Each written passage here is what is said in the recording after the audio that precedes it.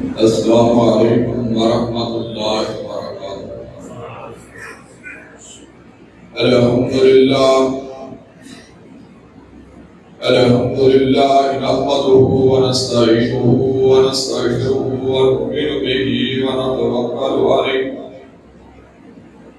ونعوذ باللہ من شرور انفسنا ومن سیئات اعمالنا،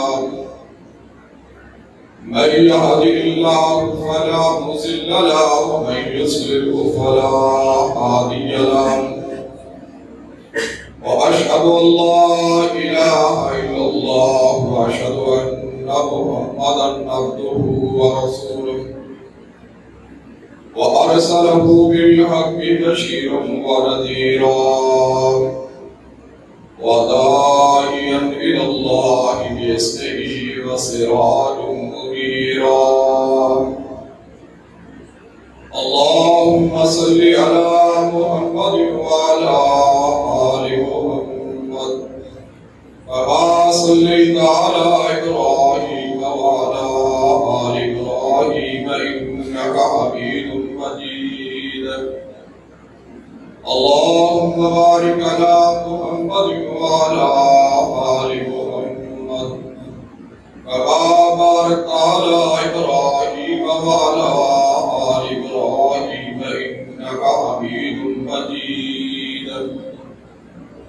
أما بعد فإن خير الحديث كتاب الله، وخير الهدي هدي محمد صلى الله عليه وسلم، وشر الأمور محدثاتها وكل محدثة بدعة وكل بدعة ضلالة وكل ضلالة في النار۔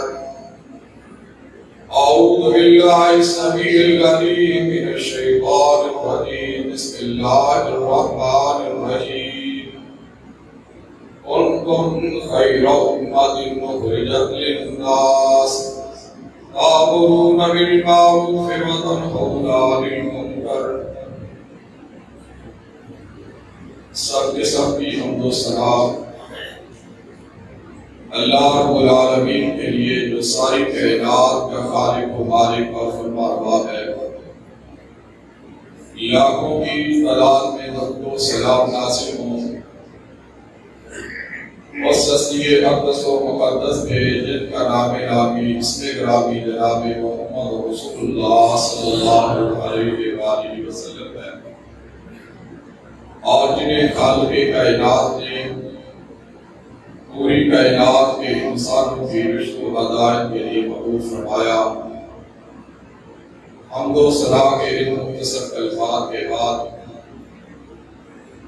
آپ حضرات نے جو آیت کریمہ سماعت فرمائی ہے، اس میں اللہ رب العالمین نے امت محمدیہ کے فضائل بیان فرمائے ہیں۔ آج کے خطبہ جمعہ میں آپ لوگوں کو یہ بتانا چاہتا ہوں کہ آپ اپنے آپ کو معمولی نہ سمجھیں، بلکہ آپ کا مقام اللہ کے نزدیک بہت بلند اور بہت اعلیٰ ہے۔ انبیاء کرام کے بعد اگر کسی جماعت اور گروہ کا مقام ہے تو صحابہ کرام کا ہے، اور اس کے بعد تمام کی تمام امت محمدیہ کا اعلیٰ مقام ہے۔ حقیقی بات یہ ہے، خالق کائنات نے جب ارض و سما کو بنایا، عوام فضاؤں سمندروں اور آبشاروں میں تخلیق کیا، جمادات نباتات جنات اور ملائکہ کو پیدا کیا، پھر اللہ رب العالمین نے انسانوں کی رشت و ہدایت کے لیے انبیاء رسول کو مبعوث فرمایا۔ کسی کو ایک بستی کی طرف بھیجا، کسی کو خاص شہر کی طرف بھیجا، کسی کو خاص ملک کی طرف بھیجا، کسی کو خاص علاقے کی طرف بھیجا، کوئی اپنی قوم کا بڑا، کوئی اپنے قبیلے کا بڑا، کوئی اپنے علاقے کا بڑا۔ وَإِلَىٰ عَادٍ أَخَاهُمْ هُودًا، عاد کے بڑے ہود علیہ السلام۔ وَإِلَىٰ مَدْيَنَ أَخَاهُمْ شُعَيْبًا، مدین کے بڑے شعیب علیہ السلام۔ یا بنی اسرائیل، بنی اسرائیل کے بڑے موسیٰ علیہ السلام۔ وَلَقَدْ أَرْسَلْنَا نُوحًا إِلَىٰ قَوْمِهِ، اپنی قوم کے بڑے نوح علیہ السلام۔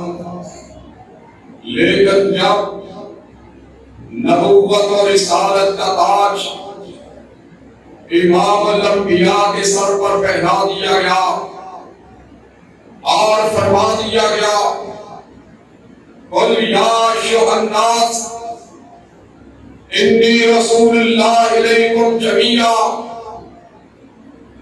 آج وہ آیا ہے جو اپنے زمانے کا بڑا نہیں، اپنے قبیلے کا بڑا نہیں، اپنی بستی کا بڑا نہیں، اپنے علاقے کا بڑا نہیں، ایک صدی کا بڑا نہیں، 2 صدیوں کا بڑا نہیں، 5 صدیوں کا بڑا نہیں، 10 صدیوں کا بڑا نہیں، بلکہ آمنہ کے لال وہ ہستی ہیں جو ساری کائنات کے زمانوں کے بڑے ہیں، ساری کائنات کے مکانوں کے بڑے ہیں۔ وہ کتنے بڑے؟ آمنہ کے لال نے ارشاد فرمایا، میں ایک روز وادی بطحا میں لیٹا ہوا تھا، میرے پاس 2 فرشتے آئے۔ ایک فرشتے نے آسمان اور زمین کے درمیان ترازو رکھا اور دوسرے فرشتے نے مجھے ایک پلڑے میں بٹھا دیا۔ میرا پلڑا بھاری تھا، پھر 10 افراد کو بٹھا دیا، تب بھی میرا پلڑا بھاری تھا، 50 کو بٹھا دیا، تب بھی آمنہ کے لال کا پلڑا بھاری تھا، 1000 کو بٹھا دیا، تب بھی آپ کا پلڑا بھاری تھا۔ اور دوسرا فرشتہ کہنے لگا، اگر آپ نے وزن کرنا ہے، ان کو ایک پلڑا میں بٹھا دیا جائے اور دوسرے پلڑا میں پوری کائنات کو بٹھا دیا جائے، اور سب کو بٹھا دیا گیا۔ سرور کائنات صلی اللہ علیہ وسلم فرماتے ہیں، میرا پلڑا پھر بھی بھاری رہا۔ اس سے کیا معلوم ہوتا ہے کہ دوسرے پلڑا میں انبیاء بھی موجود ہیں، صدیقین بھی موجود ہیں، شہداء بھی موجود ہیں، صالحین بھی موجود تھے، امامان دین بھی تھے۔ ساری کائنات مل کر آمنہ کے لال کے مقام کا مقابلہ نہیں کر سکتے ہیں۔ نبی اکرم صلی اللہ علیہ وسلم فرماتے ہیں، آپ صلی اللہ علیہ وسلم نے فرمایا، مجھے اللہ نے وہ مقام دیا ہے اور آخرت میں لوائے حمد جو ہے وہ میرے ہاتھ میں ہوگا، تمام انبیاء تمام امتیں میرے جھنڈے کے نیچے ہوگی۔ حدیث بعد میں آتا ہے، ایک دن صحابہ کرام مسجد نبوی میں تشریف فرما ہے اور آپس میں باتیں کر رہے ہیں۔ ایک صحابی رسول کہنے لگے، اللہ رب العالمین نے حضرت موسیٰ علیہ السلام کو کتنا مقام دیا ہے کہ اللہ نے ان کو کریم اللہ کا لقب عطا کیا ہے۔ دوسرے صحابی کہنے لگے، اللہ رب العالمین نے حضرت ابراہیم کو کتنا مقام دیا ہے، ان کو خلیل اللہ کا لقب عطا کیا گیا۔ تیسرے صحابی کہنے لگے، حضرت عیسیٰ علیہ السلام کو روح اللہ کا لقب دیا گیا. نبی اکرم صلی اللہ علیہ وسلم تشریف لائے. آپ نے فرمایا انا حبیب اللہ، مجھے اللہ نے حبیب کا لقب دیا ہے، میں اللہ کا پیارا ہوں. اور محدثین نے اس کا معنی یہ کیا ہے جو حبیب اللہ ہوتا ہے وہ تمام کا مجموعہ ہوتا ہے. آپ حبیب اللہ جو ہوتا ہے وہ صفی اللہ بھی ہوتا ہے. حبیب اللہ جو ہوتا ہے وہ نجی اللہ بھی ہوتا ہے. حبیب اللہ جو ہوتا ہے وہ خلیل اللہ بھی ہوتا ہے. حبیب اللہ جو ہوتا ہے وہ صفی اللہ بھی ہوتا ہے.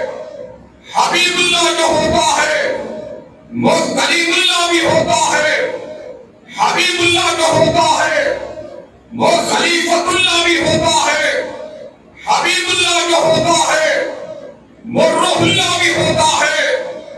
گویا کہ اللہ رب العالمین نے تمام انبیاء کے کمالات اور تمام کی صفتوں کو جمع کر کے جناب محمد رسول اللہ صلی اللہ علیہ وسلم کو پیدا فرمایا ہے. نبی اکرم صلی اللہ علیہ وسلم کے حسن و جمال کا عالم کیا ہے، ان کے مقام کا عالم کیا ہے، ان کے مرتبے کا عالم کیا ہے. اللہ کے رسول صلی اللہ علیہ وسلم کے پیارے صحابی حضرت عصام بن ثابت رضی اللہ تعالیٰ عنہ فرماتے ہیں وَأَحْسَنُ مِنْكَ لَمْ تَرَ قَطُّ عَيْنِي وَأَجْمَلُ مِنْكَ لَمْ تَلِدِ النِّسَاءُ خُلِقْتَ مُبَرَّأً مِنْ كُلِّ عَيْبٍ كَأَنَّكَ قَدْ خُلِقْتَ كَمَا تَشَاءُ. آقا آپ سے زیادہ حسین و جمیل آج تک میری آنکھوں نے دیکھا نہیں ہے. آپ سے زیادہ حسین و جمیل آج تک کسی ماں نے جمع نہیں ہے. ایسے معلوم ہوتا ہے آپ رب کے پاس کھڑے تھے، رب کو کہہ رہے تھے اللہ مجھے اس طرح بناتا جا. تم کہتے چلے گئے اللہ رب العالمین تمہیں اسی طرح بناتا چلا گیا. حضرت جابر رضی اللہ عنہ فرماتے ہیں ایک دن میں نے دیکھا آقا علیہ السلام و سلام مسجد نبوی میں تشریف فرما ہے. آپ کو چودھویں کا چاند بھی نکلا ہوا تھا.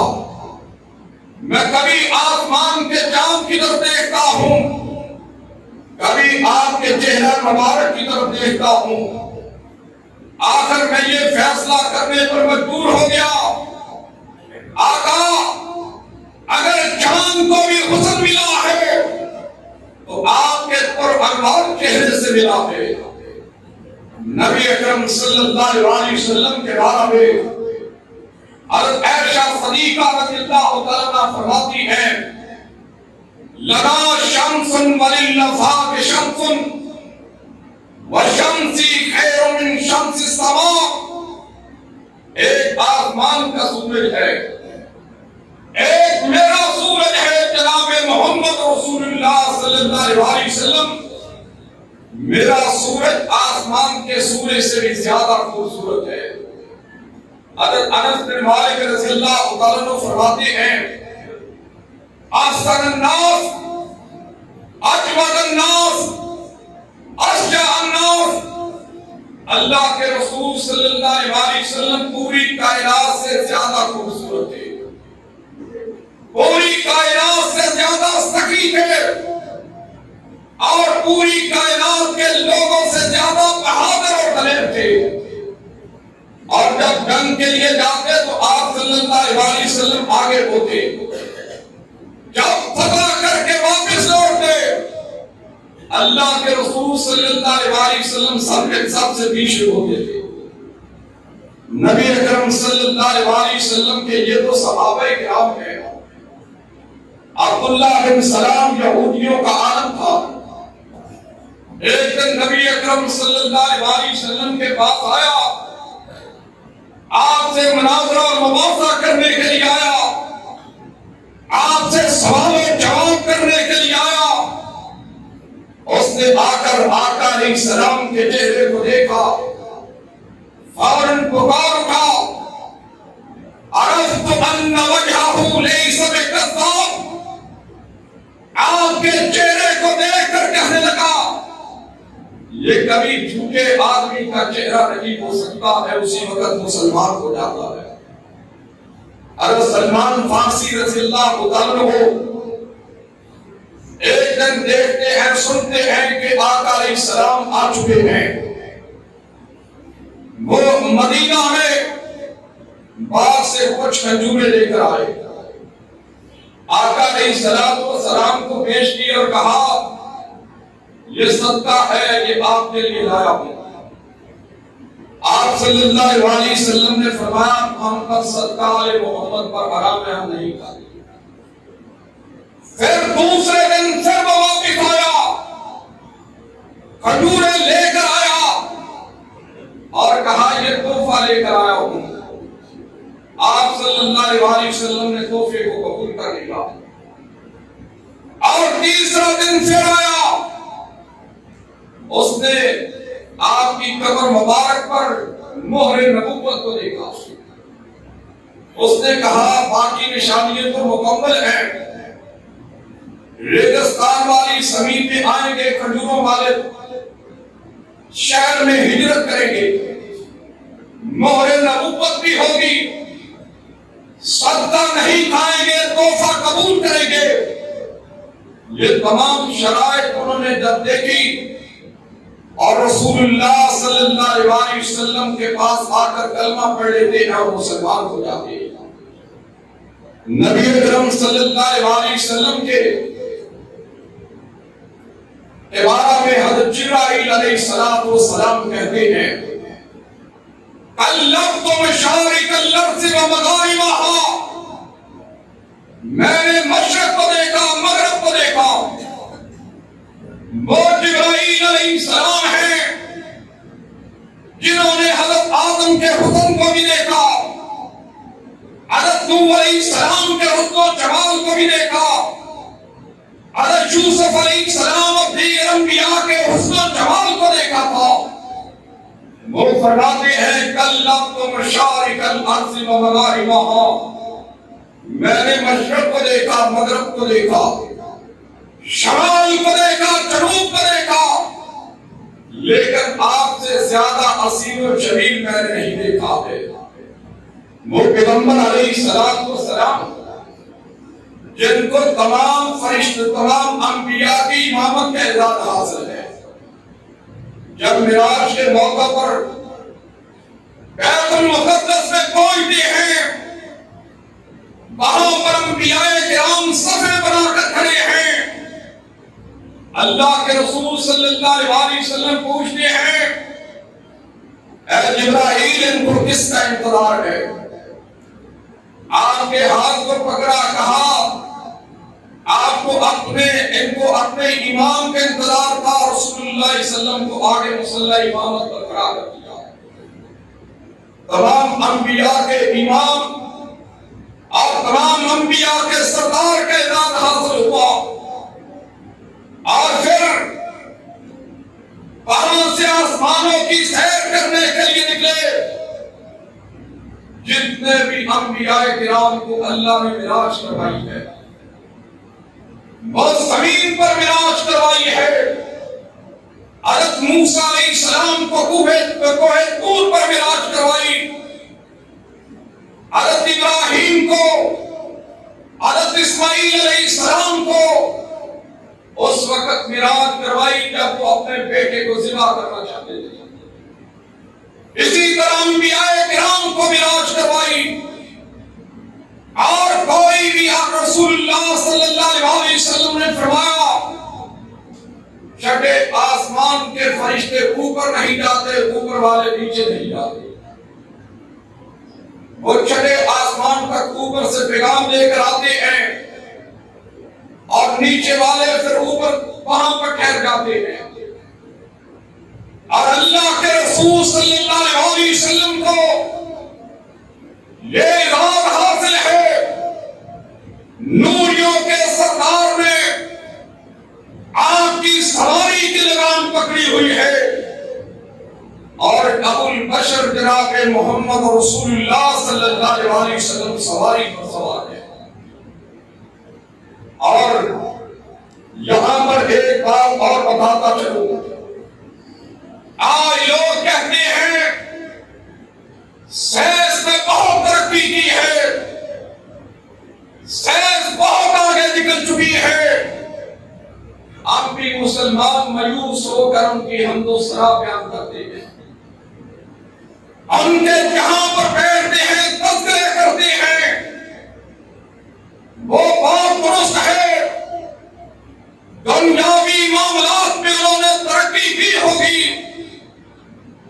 اور حالانکہ جہاز بنانے والا پہلا انسان مسلمان تھا، چاند پر پہلے جانے والا جب اس نے اذان کی بات سنی اسی وقت مسلمان ہو گیا، وہ بھی مسلمان تھا، بجلی کو پیدا کر بنانے والا، ایجاد کرنے والا وہ بھی مسلمان تھا۔ اسی طرح جو پڑھے لکھے لوگ ہیں وہ سب جانتے ہیں کہ اکثریت ان میں مسلمانوں کی تھی، لیکن بدقسمتی یہ ہے جس مسلمان نے بھی کوئی کام کیا ہے اس کے ہاتھ کو کاٹ دیا یا اس کو پاگل خانے داخل کر دیا، ان کو سزائیں دی گئی اور ان کو سزا میں مبتلا کیا گیا، اور نبی اکرم صلی اللہ علیہ وسلم آج سے 1400 سال پہلے وہ مقام حاصل کرتے ہیں، وہاں تک پہنچتے جہاں پر آج تک بھی کوئی نہیں پہنچ سکا، اور سائنسدانوں نے پہلے آسمان کی مسافت کو شمار کیا، دوسرے کو شمار کیا، پہلا آسمان 65 کروڑ کلومیٹر کے فاصلے پر ہے، دوسرا آسمان 1,30,000 کلومیٹر کے نوری سال کی مسافت پر ہے، تیسرا آسمان 10 لاکھ نوری سال کی مسافت پر ہے، چوتھا آسمان 10 کروڑ نوری سال کی مسافت پر ہے، پانچواں آسمان 1 ارب نوری سال کی مسافت پر ہے، چھٹا آسمان 20 ارب نوری سال کی مسافت پر ہے، اور ساتواں آسمان 25 ارب نوری سال تک یہ لوگ اندازہ ابھی تک لگا سکے ہیں، اس کے آگے کا اندازہ ابھی تک کوئی بھی سائنسدان نہیں لگا سکا۔ اتنی مسافت کو اللہ کے رسول صلی اللہ علیہ وسلم نے اس وقت طے کیا جب سائنسدانوں کی آنکھیں اور حیران رہ گئی تھی، ان کے دماغ پاگل ہو چکے تھے، اس وقت اللہ کے رسول صلی اللہ علیہ وسلم کو اللہ نے آسمانوں پر بلا کر اتنی لمبی مسافت کو طے کروا کر یہ ثابت کر دیا تم قیامت تک ترقی کے دعوے کرتے رہو، تم اپنے آپ کو بڑے بھلا اور شان سمجھتے رہو، لیکن آمنہ کے لال کے مقام اور مرتبے کو تب بھی نہیں پہنچ سکتے ہو۔ نبی اکرم صلی اللہ علیہ وسلم اللہ نے ہمیں دیا ہے، یہ امت محمدیہ کو پہلا اعزاز ہے جو اللہ نے عطا کیا۔ امت محمدیہ کو اللہ نے وہ نبی اور رسول دیا ہے جس کا مقابلہ دنیا کی کوئی طاقت نہیں کر سکتی ہے اور ایک لحاظ سے نہیں کر سکتی، اور دوسرا امت محمدیہ کو اللہ نے مقام دیا کہ اللہ رب العالمین نے وہ دین دیا جو آسانیوں کا دین ہے، مشکل کا دین نہیں ہے، لیکن آج ہم نے اس کو اتنا مشکل بنا دیا ہے کہ بڑے سے پڑھا لکھا آدمی بھی اس کو سمجھنے سے قاصر ہو جاتا ہے۔ نبی اکرم صلی اللہ علیہ وسلم کے پاس ایک دیہاتی آدمی آتا ہے، اس نے آ کر سوال کیا، اللہ کے رسول صلی اللہ علیہ وسلم میں اسلام لانا چاہتا ہوں، مجھے اسلام کے بارے میں بتائیے۔ آپ نے فرمایا کلمہ پڑھ لو، نماز، روزہ، حج، زکات، صدقہ، خیرات، یہ تمام باتیں بتا دی۔ اس نے کہا دین صرف اتنا ہے۔ آپ نے فرمایا دین اتنا ہے۔ اس نے کہا قسم اٹھا کر فرمایا دین اتنا ہے۔ اس کے دل میں کیا تھا کہ اگر دین صرف اتنا آسان ہوتا، ابو جہل، عتبہ، شیبہ وہ کیوں نہ مسلمان ہو جاتے۔ آپ نے قسم اٹھا کر فرمایا دین اتنا ہے۔ جس بات سے اللہ اور اس کے رسول روکتے اس سے رک جاؤ، جس کا حکم دے وہ مانے۔ اس نے پھر کہا قسم اٹھا کر فرمایا، آپ نے پھر قسم پھر اس نے کہا قسم اٹھا کر فرمائے، آپ نے پھر قسم اٹھائی، فرمایا دین اتنا ہے۔ اور وہاں سے اٹھا، خوشی کے ساتھ اٹھا، کلمہ پڑھا اور مسلمان ہو گیا، اور کہنے لگا اللہ کی قسم نہ اس میں میں زیادتی کروں گا، اس میں نہ اس میں کمی کروں گا۔ اور وہ جا رہا تھا، نوح کے وحی نے کہا اگر اس نے سچ کہا ہے، اگر کسی آدمی نے جنتی آدمی کو دیکھنا ہو، اس کو دیکھو یہ جنتی آدمی جا رہا ہے۔ یہ دین اتنا آسان ہے، دین اتنا آسان ہے۔ امت محمدیہ کو اللہ نے یہ احساس دیا ہے کہ دین کے معاملہ میں بہت آسانیاں پیدا فرمائی ہیں جو پہلی امتوں میں نہیں تھی۔ نبی اکرم صلی اللہ علیہ وسلم نے فرمایا پہلی امتوں میں اگر کسی کے جسم پر نجاست لگ جاتی تھی، قطرے پیشاب کے لگ جاتے تھے، ان کو حکم تھا کہ وہ اس جسم کے حصے کو کاٹ دے، پھر ان کا جسم پاک ہوتا۔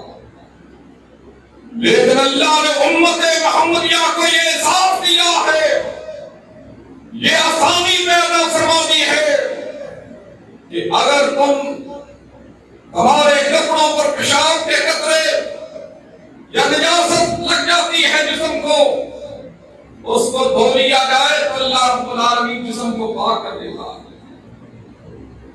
اور ایک صحابی رسول تھے، ان کو غسل جنابت کی ضرورت تھی، انہوں نے سوچا تیمم تو ہوتا ہے وضو کے تبادلہ میں، اب غسل کا کیا کیا جائے؟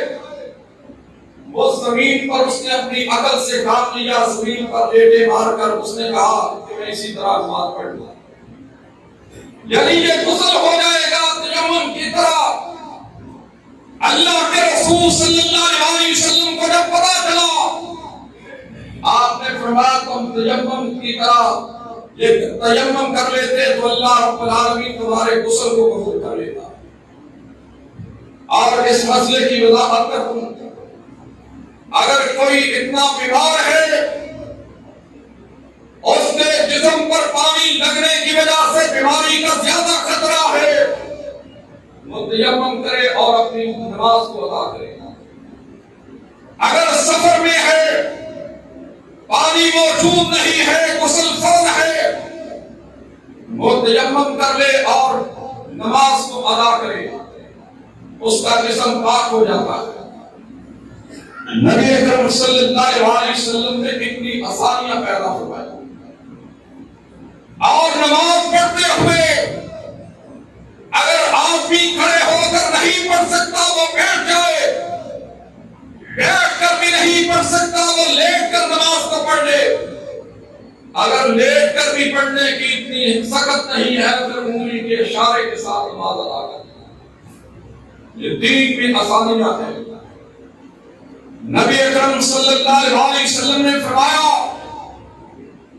پہلی امتوں میں مال غنیمت جو ہوتا تھا، زکات کا مال جو ہوتا تھا، وہ لوگوں میں تقسیم نہیں کیا جاتا تھا، وہ رکھ دیا جاتا تھا۔ آگ آتی تھی، جس کو کھا لیتی تھی اس کا قبول سمجھا جاتا تھا، جس کو نہیں کھاتی تھی اس کا نہ قبول کیا جاتا تھا۔ اور اگر کبھی کوئی گناہ سرزد ہو جاتا تھا تو اللہ رب العالمین ان کو سزا یہ دیتے تھے جس طرح بنی اسرائیل نے پچھڑے کو اپنا خدا مان لیا تھا، تو اللہ رب العالمین نے فرمایا بھائی بھائی کو قتل کرے، بیٹا باپ کو کرے، باپ بیٹے کو قتل کرے، پھر وہ تمہاری توبہ قبول ہوگی۔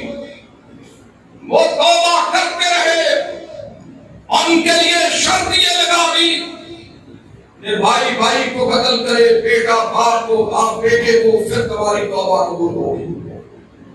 اور مورخین لکھتے ہیں 3000 افراد اسی وقت قتل ہوئے، پھر ان کی توبہ ہوئی۔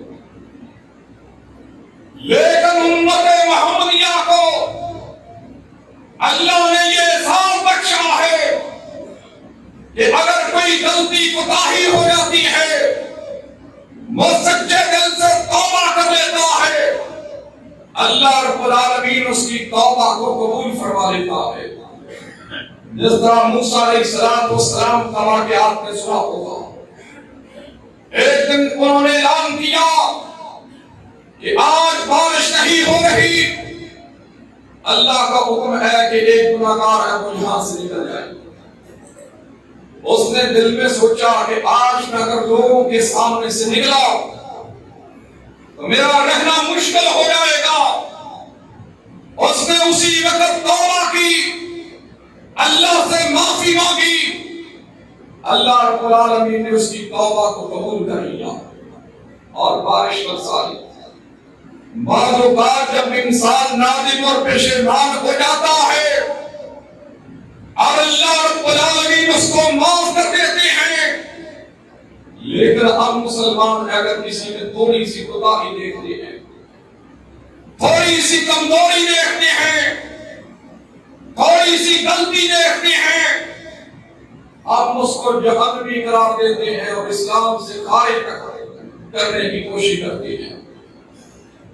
اور یہودیوں میں طلاق یافتہ لڑکی سے نکاح نہیں ہوتا ہے، لیکن اسلام نے یہ اجازت دی ہے اگر کوئی طلاق یافتہ لڑکی ہو دوسرا آدمی اس سے نکاح کرے، جس طرح نبی اکرم صلی اللہ علیہ وسلم نے حضرت خدیجہ رضی اللہ تعالی عنہا سے نکاح کر کے پوری یہودیت کے مذہب کو چیلنج کیا، اور آپ صلی اللہ علیہ وسلم نے حضرت خدیجہ رضی اللہ تعالی عنہا سے نکاح کر کے پوری یہودیت کو چیلنج کیا اور پوری امت کو بتا دیا کہ طلاق یافتہ لڑکی سے نکاح کر سکتے ہیں اور کیا جا سکتا ہے۔ نبی اکرم صلی اللہ علیہ وسلم کی امت محمدیہ کا تیسرا اعزاز یہ ہے کہ یہ عمل تھوڑا کرتے ہیں، اللہ رب العالمین اجر زیادہ عطا فرما دیتا ہے۔ عمریں بھی تھوڑی، وقت تھوڑا ہے، لیکن اللہ کے ہاں امت محمدیہ کا مقام یہ ہے تھوڑا سا عمل کو بھی اللہ رب العالمین بہت بڑا عمل بنا دیتے ہیں۔ نبی اکرم صلی اللہ علیہ وسلم نے صحابہ کرام سے فرمایا ہے کہ تم میں 1000 نیکی ہر روز کوئی حاصل کر لے۔ صحابہ کرام نے کہا اللہ کے رسول صلی اللہ علیہ وسلم وہ کیسے کر سکتا ہے؟ آپ نے فرمایا جو شخص ہر روز 100 مرتبہ سبحان اللہ پڑھ لیتا ہے، اللہ رب العالمین اس کو 1000 نیکی ثواب عطا فرمائے۔ نبی اکرم صلی اللہ علیہ وسلم نے فرمایا جو آپ کی بزدل ہو، اللہ کے راستہ میں نکلنے کی وہ طاقت نہ رکھتا ہو، یا تو انسان اتنا بخیل ہو، مال ہونے کے باوجود اللہ کے راستہ میں خرچ نہ کرتا ہو، یا وہ آدمی جو اللہ رب العالمین کی نافرمانی کرتا ہو اور اس کے لیے اللہ کے رسول صلی اللہ علیہ وسلم نے فرمایا توبہ کے لیے اگر وہ آدمی سبحان اللہ و بحمدہ یہ پڑھ لیتا ہے، اللہ رب العالمین اس کی تینوں کمزوریوں کو دور فرما دیتے ہیں۔ اور ساتھ ہی فرمایا اللہ رب العالمین اس کے نامہ اعمال میں ایک پہاڑ کے برابر سونا خرچ کرنے کا جو ثواب عطا فرما دیتے ہیں۔ اتنا وقت لگتا ہے۔ نبی اکرم صلی اللہ علیہ وسلم نے فرمایا بیت اللہ میں جو ایک نماز پڑھتا ہے اللہ رب العالمین اس کو 1,00,000 نماز پڑھنے کا ثواب عطا فرما دیتے ہیں۔ نبی اکرم صلی اللہ علیہ وسلم فرماتے ہیں من قام رمضان ایمانا واحتسابا غفر له ما تقدم من ذنبه، جو شخص رمضان کے روزے رکھ لیتا ہے اللہ اس کے تمام پچھلے گناہوں کو معاف فرما دیتا ہے۔ اور پھر فرمایا من قام رمضان ایمانا واحتسابا غفر له ما تقدم من ذنبه، جو راتوں کو قیام کر لیتا ہے اللہ رب العالمین اس کے بھی تمام پچھلے گناہوں کو معاف فرما دیتا ہے۔ اور پھر تیسری حدیث میں فرمایا من قام لیلۃ القدر غفر له ما تقدم من ذنبه، جو لیلۃ القدر کی راتوں میں قیام کر لیتا ہے اللہ رب العالمین اس کے تمام پچھلے گناہوں کو معاف فرما دیتا ہے۔ اور پھر آگے سنیے چوتھی حدیث، نبی اکرم صلی اللہ علیہ وسلم نے فرمایا جس نے رمضان کے روزے رکھے اور پھر شوال کے 6 روزے رکھ لیے وہ اسی طرح اللہ رب العالمین کی بارگاہ میں لکھا جاتا ہے جس طرح کہ اس نے ہمیشہ ہی روزے رکھے گئے، یعنی پوری زندگی روزے رکھتا رہا ہے، ایک دن بھی اس نے روزہ نہیں چھوڑا۔ نبی اکرم صلی اللہ علیہ وسلم وقت کم ہے اس لیے آپ کو چند حدیثیں بیان کروں گا۔ نبی اکرم صلی اللہ علیہ وسلم فرماتے ہیں جس نے عشاء کی نماز جماعت کے ساتھ ادا کر لی، یہ مسلم شریف کی حدیث ہے، فرمایا اللہ رب العالمین اس کو آدھی رات اللہ کی عبادت کرنے کا ثواب عطا فرماتے ہیں۔ اور پھر جس نے فجر کی نماز بھی جماعت کے ساتھ ادا کی اللہ رب العالمین اس کو پوری رات اللہ کی عبادت کرنے کا ثواب عطا فرماتے ہیں۔ اور نماز کے بارے میں آپ حدیث نماز سے سنتے ہیں، ایک حدیث آپ کو پیش کرتا ہوں، جو آدمی 5 وقت نماز ادا کرتا ہے اور روز 5 حج کا اس کو ثواب ملتا ہے۔ نبی اکرم صلی اللہ علیہ وسلم نے فرمایا جو آدمی گھر سے وضو کر کے آتا ہے، یہ شرط ہے گھر سے وضو کر کے، فرمایا جو گھر سے وضو کر کے آتا ہے نماز پڑھتا ہے مسجد میں اللہ رب العالمین اس کا احرام باندھنے والے حاجی کے برابر ثواب عطا فرماتے ہیں، اور جس نے 5 نمازیں روزانہ پڑھی اس کو 5 حج کا ثواب مل جاتا ہے۔ اس میں سے کوئی بھی ضعیف حدیث بیان نہیں کر رہا، تمام صحیح یا حسن حدیث ہے۔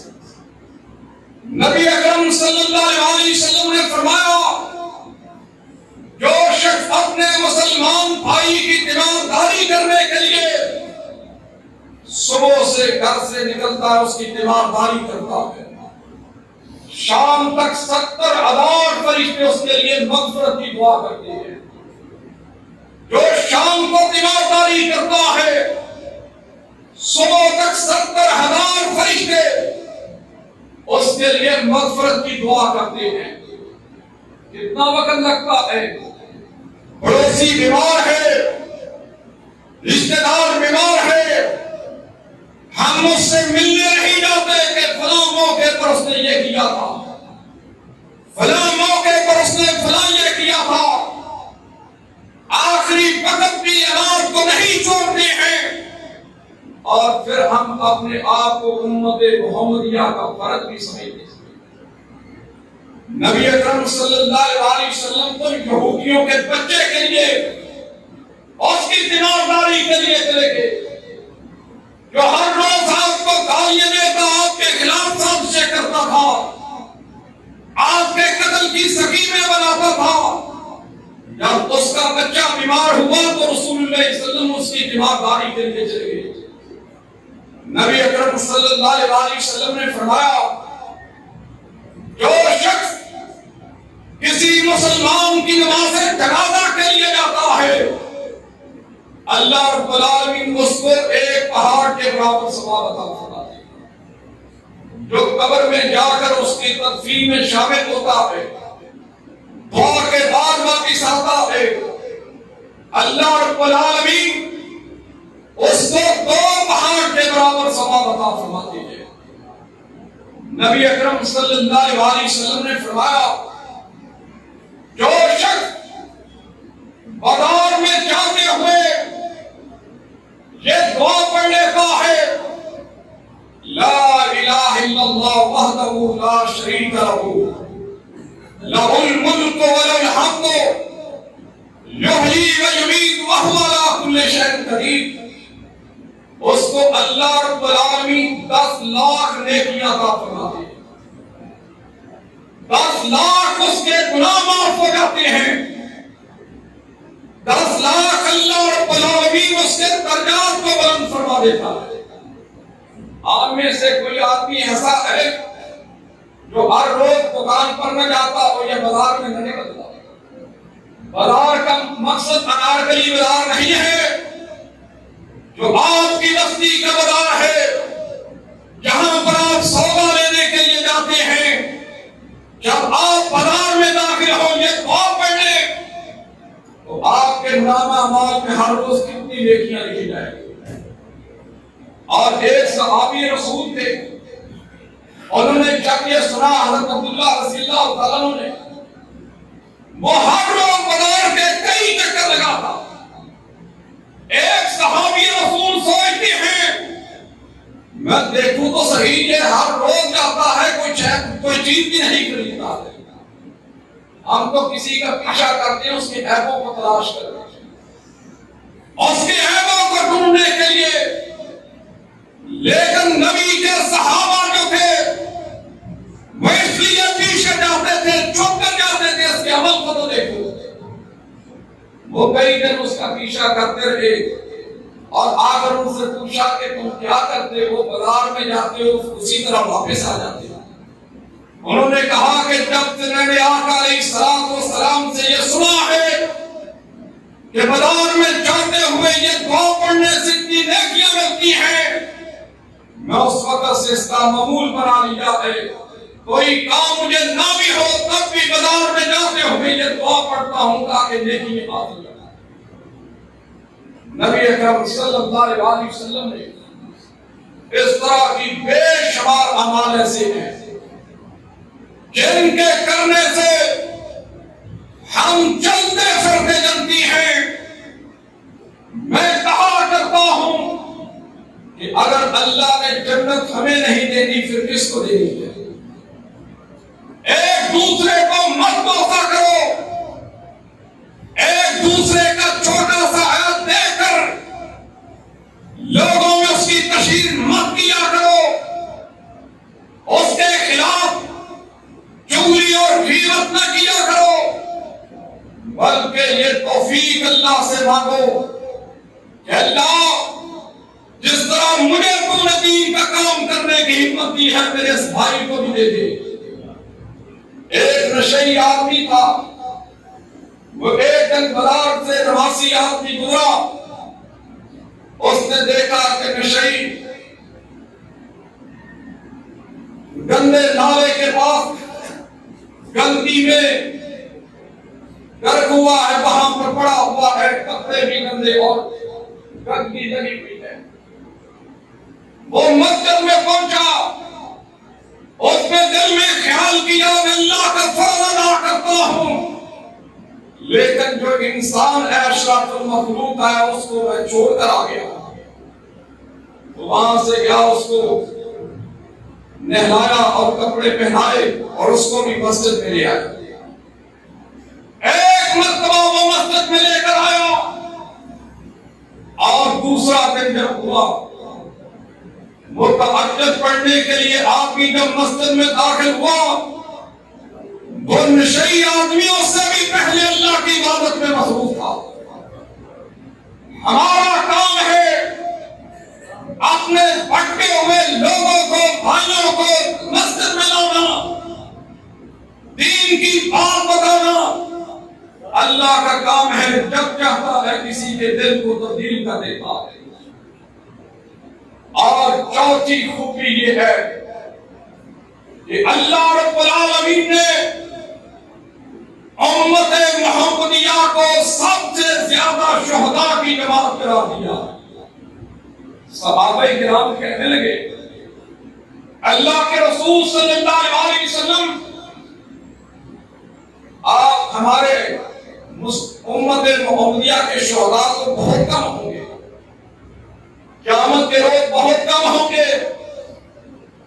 تو نبی اکرم صلی اللہ علیہ وسلم نے فرمایا کیا تم یہ سمجھتے ہو کہ صرف جہاد قتال میں شہید ہونے والا وہی شہید ہے؟ صحابہ کرام نے کہا اللہ کے رسول کوئی شہید. آپ صلی اللہ علیہ وسلم نے فرمایا بخاری کو اٹھا کر دیکھو، مسلم شریف کو اٹھا کر دیکھو، ترمذی، ابن ماجہ، نسائی، ابن حبان، مسند احمد، طبرانی اور دیگر حدیث کی کتابوں میں مختلف روایات سے جمع کیا ہے. رسول اللہ صلی اللہ علیہ وسلم نے فرمایا من قتل فی سبیل اللہ فہو شہید، جو اللہ کے راستہ میں لڑتے ہوئے کفار کے ساتھ قتل ہو جائے وہ شہید ہے. اور رسول اللہ صلی اللہ علیہ وسلم نے فرمایا جو شخص جہاد کی تمنا رکھتا ہے کہ اگر اللہ نے مجھے موقع دیا تو میں جہاد کروں گا، پھر وہ اپنے بستر پر ہی مر جاتا ہے، اس کو جانے کا موقع نہیں ملتا ہے. رسول اللہ صلی اللہ علیہ وسلم نے فرمایا فہو شہید، وہ بھی شہید ہے. رسول اللہ صلی اللہ علیہ وسلم نے فرمایا من مات فی سبیل اللہ فہو شہید، جو اللہ کے راستے میں نکلتا ہے، دعوت و تبلیغ کے لیے نکلتا ہے، علم کو حاصل کرنے کے لیے نکلتا ہے، یا اپنی اولاد کو رزق حلال کمانے کی طرف سے نکلتا ہے، لیکن اس کا مقصد نیک ہو، اچھا ہو. رسول اللہ صلی اللہ علیہ وسلم نے فرمایا فہو شہید، وہ بھی شہید ہے. والغریق شہید، جو آدمی پانی میں ڈوب کر مر جاتا ہے اس کی موت پانی میں ڈوب کر آ جاتی ہے.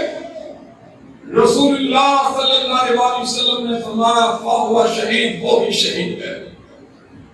والحریق شہید، جو آدمی آگ میں جل کر مر جاتا ہے وہ اللہ کے رسول صلی اللہ علیہ وسلم نے فرمایا وہ بھی شہید ہے. نبی اکرم صلی اللہ علیہ وسلم فرماتے ہیں جو عورت سچی کے عالم میں بچے کی پیدائش کے وقت وہ فوت ہو جاتی ہے، وہ عورت بھی شہیدوں کی صف میں اٹھائی ہے، وہ بھی شہید ہے. نبی اکرم صلی اللہ علیہ وسلم فرماتے ہیں من مات فی البطن فہو شہید، جو پیٹ کی بیماری میں فوت ہو جائے وہ بھی شہید ہے. رسول اللہ صلی اللہ علیہ وسلم نے فرمایا من مات فی الطعام فہو شہید، جو قوم کی بیماری میں فوت ہو جاتا ہے وہ بھی شہید ہے۔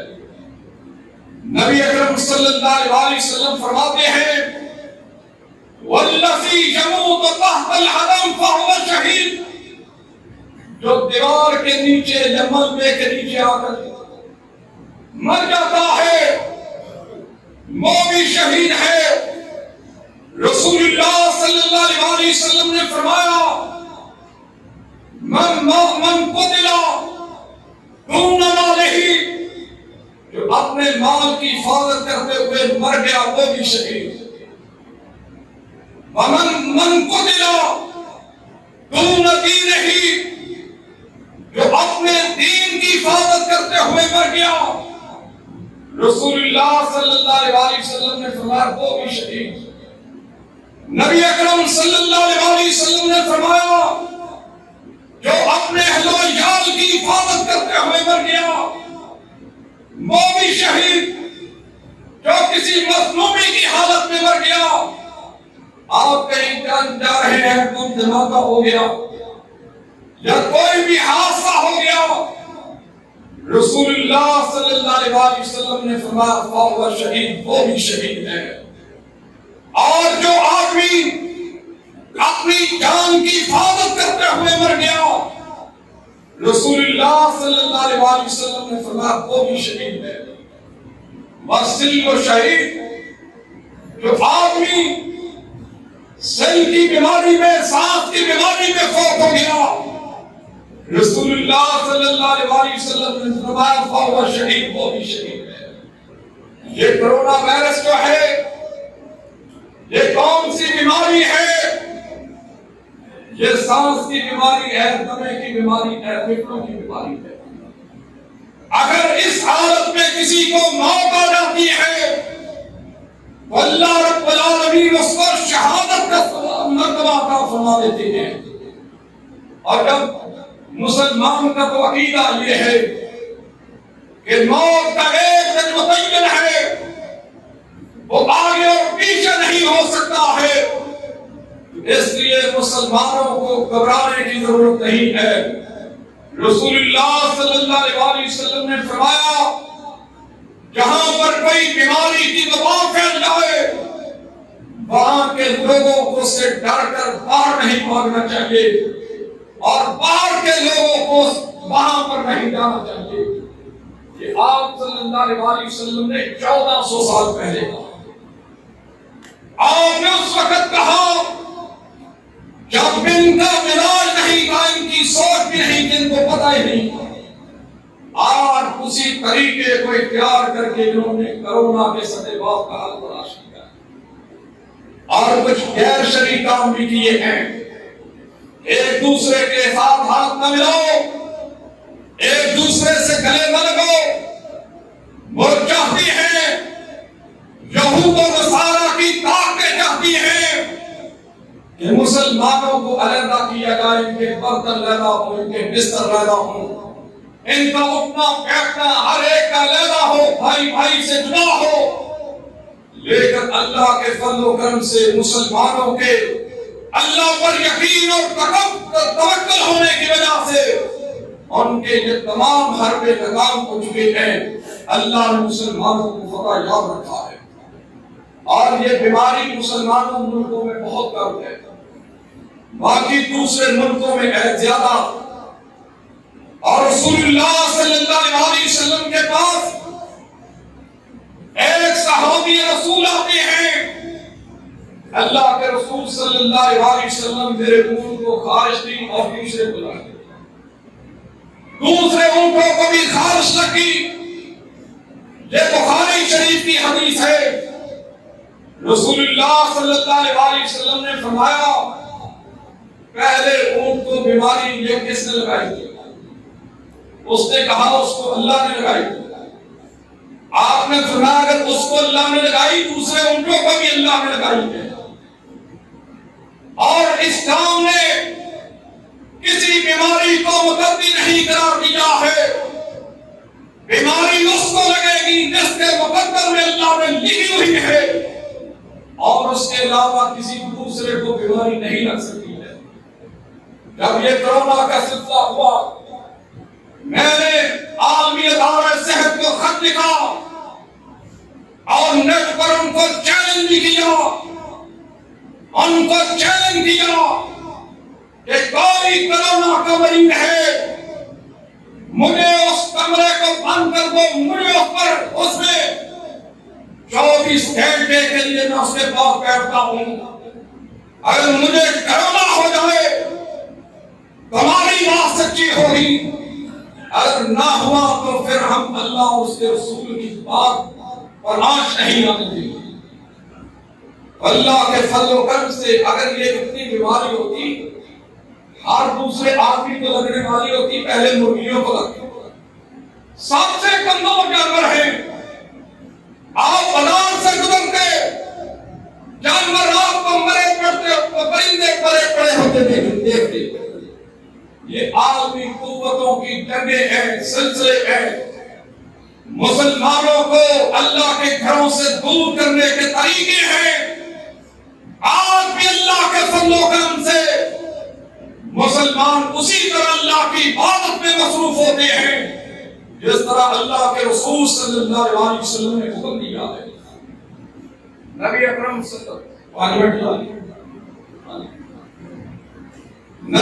صلی اللہ علیہ وسلم نے فرمایا 5 مرضوں کے بارے میں 5 حدیثیں میں آپ کو بیان کرتا ہوں، جس میں آپ نے 100% ہر مرض کا علاج بیان کرتا ہے۔ ہر مرض کا علاج 100%۔ دنیا کا کوئی طریقہ علاج ایسا نہیں ہے جس میں ہر مرض کا 100% علاج ہو، اور انگریزی علاج بھی 60% سے زیادہ نہیں ہے، ہومیو 40% سے زیادہ نہیں ہے۔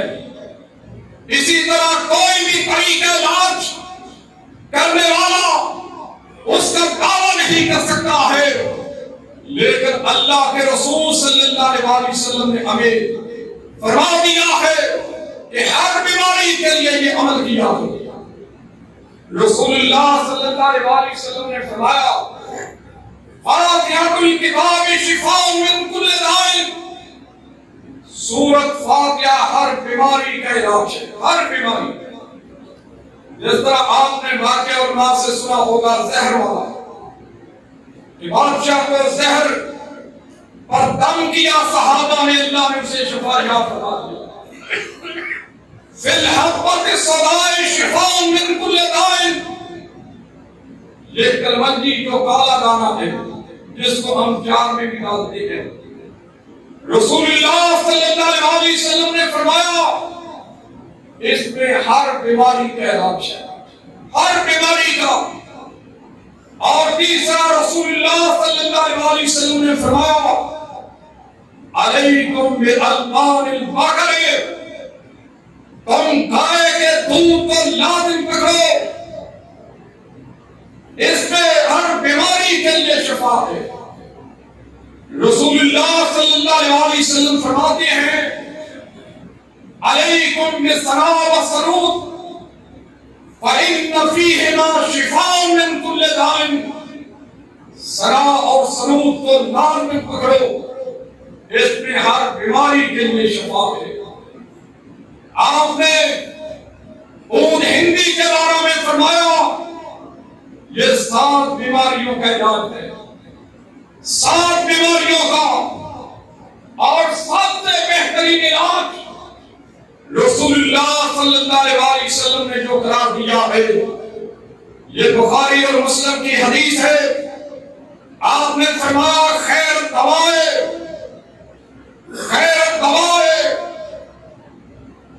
الحجامۃ والاصل، رسول اللہ صلی اللہ علیہ وسلم فرماتے ہیں جو تم علاج کرتے اس سے سب سے بہترین علاج کیا ہے؟